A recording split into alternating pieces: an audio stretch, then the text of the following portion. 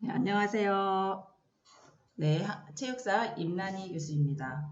우리가 지난 시간에는 개화기의 체육을 학습을 했습니다. 그래서 개화기 사회와 개화기 시대의 교육, 체육을 우리가 함께 학습을 했는데, 오늘의 학습 내용은 개화기 체육 중에 관공립학교와 사립학교의 체육에 대해서 좀 더 알아보도록 하겠습니다. 관공립학교의 체육에서 교육 입국 조서 공포 후 체조의 정규 과목 채택, 그리고 외국어 학교, 이 활발한 근대 스포츠 활동의 전개라고 되어 있습니다. 좀 더 자세히 설명드리자면은 우리가 지난 시간에 말씀드렸듯이 1895년에 고종이 교육 조서를 반포했다고 말씀을 드렸습니다.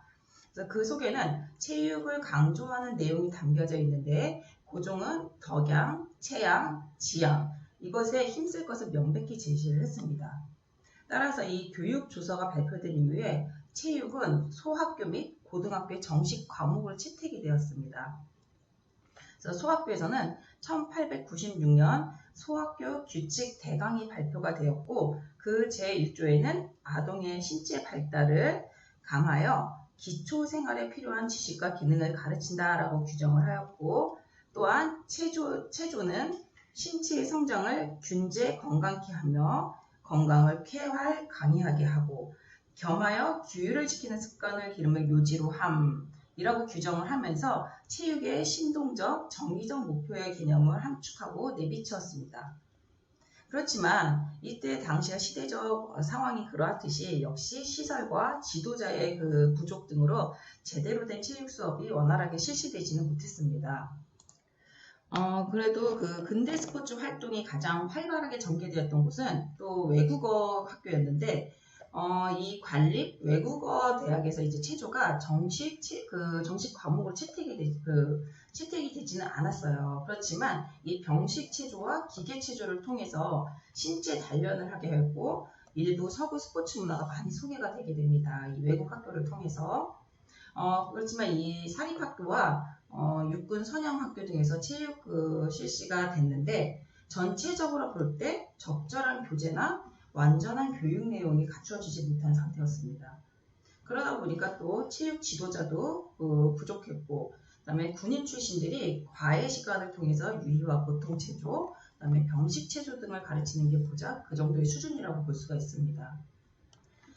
그러다가 1906년 8월에 한성고등학교에 부임한 일본인 교수가 있었습니다. 일본인 교수 요코지 스테지로인데 이 요코지 스테지로는 전교생을 대상으로 신체 검사를 처음으로 실시를 하게 됩니다. 그리고 나서 체조의 음악을 이용해서 신체 동작을 조금 더 부드럽고 재밌게 하면서 정서의 발전에 도움을 주었습니다. 그래서 그는 이 공공체조라든가 빙상지도 등을 하면서 학교 체육에 크게 공헌을 했는데 이 요코지 스테지로는 최신 체조 교수서라는 책까지 발간을 해서 이 일반 체조의 형성과 이론 체계까지 확립시킨 교수라고 할 수가 있겠습니다. 또한 1906년 8월에 또 이 보통학교 교육 시행령이 생기면서 거기에는 국어, 한문, 일어를 비롯해서 체조가 정식 교과목으로 편성이 됩니다. 그래서 이 체조의 성격과 목적을 제시하고 있는데 그러다가 1908년도에는 고등 여자 학교령의 제정 공포가 되면서 최초의 관립 한성 여자 고등 여학교가 설립이 됩니다.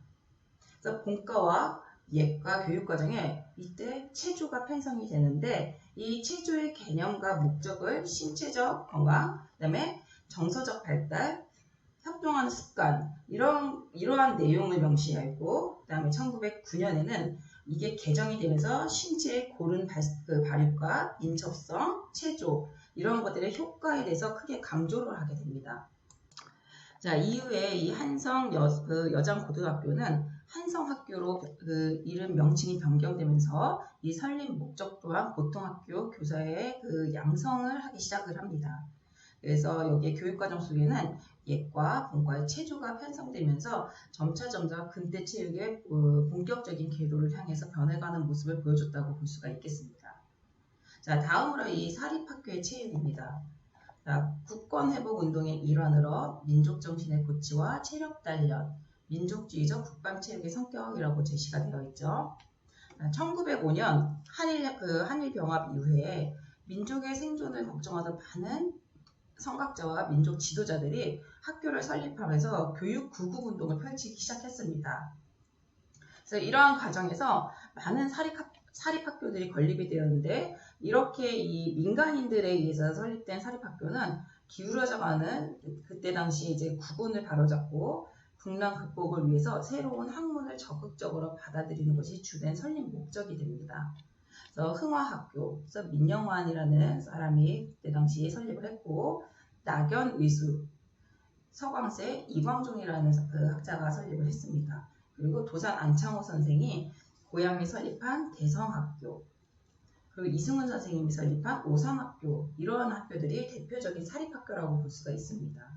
그래서 1900년 초 시대적 상황에서 이 교육은 곧 국권회복운동의 수단으로 인식이 되면서 각종 사립학교에서는 민족정신의 고취와 체력 단련이 계속 강조가 됩니다.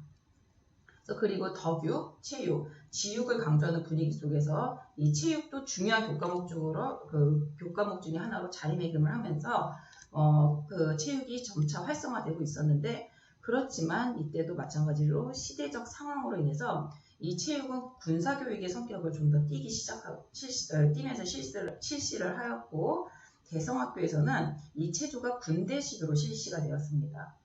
운동회는 또 애국 계몽운동의 성격을 띠고 있었는데, 이 오산학교에서도 이 체육이 강조되었고, 체육의 성격은 역시 군사훈련이나 다름이 없었습니다. 그래서 체육이 중요한 교과목으로 자리 잡은 것은 사실이었지만, 민족주의적 국방체육의 성격을 띠면서 발달한 게 이 개화기 시대의 사립학교의 체육이라고 여러분들이 이해를 하시면 되겠습니다. 자, 다음으로 넘어가서, 자, 개화기 체육 중에 또 하나 중요한 것은 이제 운동회가 개최되었다는 것입니다. 그래서 운동회 개최와 역할에서 의미가 근대적 의미의 체육 보급, 민족의식 고취를 위한 사회적 기능 담당이라고 되어 있습니다. 자, 개화기에 이제 우리나라에서 체육은 정신적 국민을 양성하는 근본이 되었습니다. 따라서 이 국민의 단합을 유도했고, 국가 자강을 위한 아주 중요한 의미로 인식이 되었는데, 이 근대화 과정에서 다양한 스포츠가 체계적으로 발달된 것은 아니지만, 과외의 활동의 활동으로는 이 운동회가 확산되기 시작을 했습니다. 그래서 이 운동회는 사실 근대적인 의미로는 체육을 널리 보급시키는 역할을 수행했을 뿐만 아니라, 당시 민족주의 위기를 맞아서 새로운 지식을 계몽하고 민족의식을 고취시키는 사회적 기능도 담당했기 때문에, 이 운동회가 지니는 성격을 이해하는 것은 근대적 체육이 도입되고 보편화될 수 있었던 배경 요인을 파악하려고 할 때 아주 매우 중요한 의미를 지니고 있다고 할 수가 있습니다. 그래서 우리나라 이 최초의 운동회는 다소 이설이 있습니다. 다른 의견들이 있긴 한데, 일단 1896년도 5월 2일 영어학교의 영국인 교수인 허치슨이라는 사람의 지도하에 개최된 화류회를 최초로 보고 있습니다. 따라서 이 운동회가 실시되기 시작한 개화기에는 다양한 스포츠가 체계적으로 발달한 것은 아니지만, 영어학교나 기독교계의 선교학교를 선두로 시작을 해서 운동회가 점차 확대되었고, 다른 학교에서까지 이 운동회가 열렸습니다. 그래서 이후에 이 운동회는 점차 확산이 되면서 학교 간에 서로 이 학교 간이 연합운동회로 발전을 하기 시작했고, 그러한 운동회를 통해서 학교 스포츠가 점차 발달이 되었습니다. 그래서 초창기에서 이 운동회에는 실시된 종목이 주로 육상이었습니다. 그래서 예컨대 이 외국어 학교 운동회 종목은 300보 경주라든가 600보 경주, 공던지기, 포환던지기, 멀리뛰기, 높이뛰기, 2인 삼각, 당나귀 달리기, 줄다리기, 방울 맞히기, 이런 것들과 같은 육상 종목이 주로 이루어졌었는데, 점차 이 종목이 다양화되면서 축구, 씨름, 그 외에 여러 경기들이 추가로 경기로 개최되기도 했습니다. 그래서 이와 같이 이 구한말 운동회는 전국 각지의 근대 스포츠를 비롯해서 체조와 산술, 문학, 음악 등을 보급하는 데 일조했고, 또한 이 연서회 등을 통해서 대한제국이 지니고 있었던 생각과 의지를 전파하면서 이 국민을 통합하고 그 다음에 강화시키고 계몽할 수 있는 역할을 수행했다는 점에서 이 운동에는 매우 의미가 깊다고 보고 있습니다. 자, 다음으로 이제 운동의 그렇다면 성격과 기능을 한번 좀 더 자세히 살펴보면은 학교와 사회의 축제 성격을 갖고 공동체 의식을 강화시켰다. 그 민족주의 운동의 성격을 갖고 애국심의 고취를 높였다. 사회체육 발달에 촉진제 역할을 했다라고 간략하게 이제 제시가 되어 있습니다. 자, 이 개화기 학교 운동에는 학생들과 주민들이 함께 참가함으로써 학교와 사회가 서로 어우러진 축제의 성격을 띠기도 했습니다. 그래서 민족운동의 요람이자 사회체육 발달의 촉진제 역할도 했다라는 뜻인데 이러한 운동에는 근대체육이 발전하는데 매우 커다란 영향을 미쳤습니다.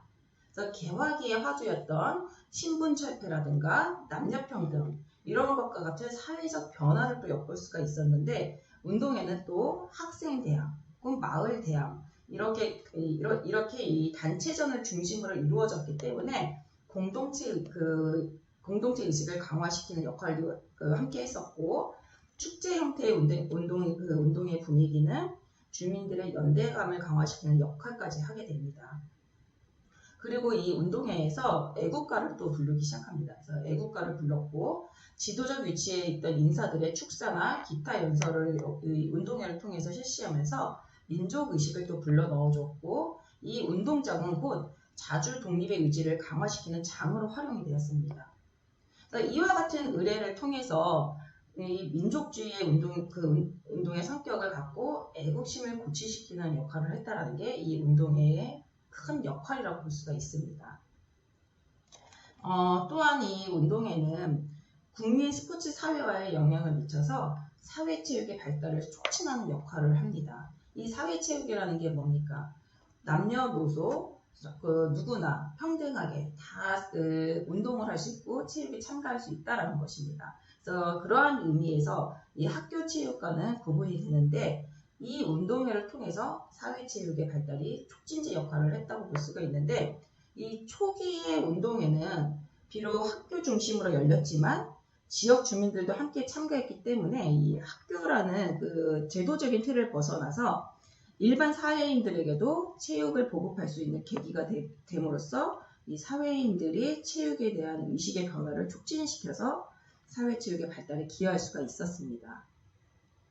한편 이 운동회가 갖는 체육사적 의미는 국가적인 의례 중에 하나로서 실시되었다는 점입니다. 개화기에 행해진 이 운동회는 국가의 의례를 반복적으로 학습하는 공간이었고 그 다음에 충국애국 사상을 고취하는 그 무대였다고 볼 수가 있는 것입니다. 그리고 이 국가가 필요로 하는 신체를 만드는 장으로서의 역할을 해줬고 운동회에서는 개인적인 기량을 선보이는 것이 아니라 대부분 학급 대항이라든가 마을 대항 같은 단체전을 주로 했기 때문에 사회적 협응력을 육성하는 데 커다란 역할을 했다라고 볼 수가 있습니다. 또한 이 사회 계몽의 역할과 근대 스포츠의 확산 발달에 아주 중요한 역할을 했고 전통 스포츠의 상실과 이 운동의 오락화가 체육사적 의미라고 할 수가 있겠습니다. 자, 이렇게 해서 지금 개화기에 이제 운동회에 대해서 운동의 개체와 역할, 운동회의 성격과 기능에 대해서 설명을 해드렸습니다. 자, 넘어가서 자, 또한 이 개화기 때 또 하나가 추가되어야 될 내용은 체육단체가 많이 결성됐다는 것입니다. 자, 이 체육단체 결성은 민족주의 운동의 구심적인 역할을 했는데 자, 어떤 단체들이 있었는지는 여기 제시가 되어 있습니다. 그래서 황성 기독교 청년회, 이 황성 기독교 청년회는 근대 스포츠를 보급하는 데 큰 역할을 했고 그다음에 대한체육구락부, 우리나라 최초의 근대적 체육단체였고 신체교육의 중요성을 강조한 단체였고 근대 스포츠 보급 및 지도에 지대한 영향을 미쳤다는 게 이 대한체육구락부라고 보시면 됩니다. 그래서 지금의 대한체육회나 마찬가지라고 여러분들이 이해를 하시면 될 것 같습니다.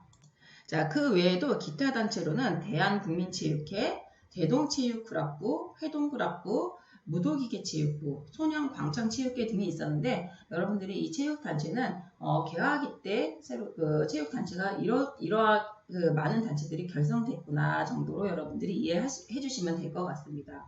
자, 이렇게 해서 오늘 이 시간에는 개화기 체육까지 수업을 마치도록 하겠습니다. 여러분 수고하셨습니다.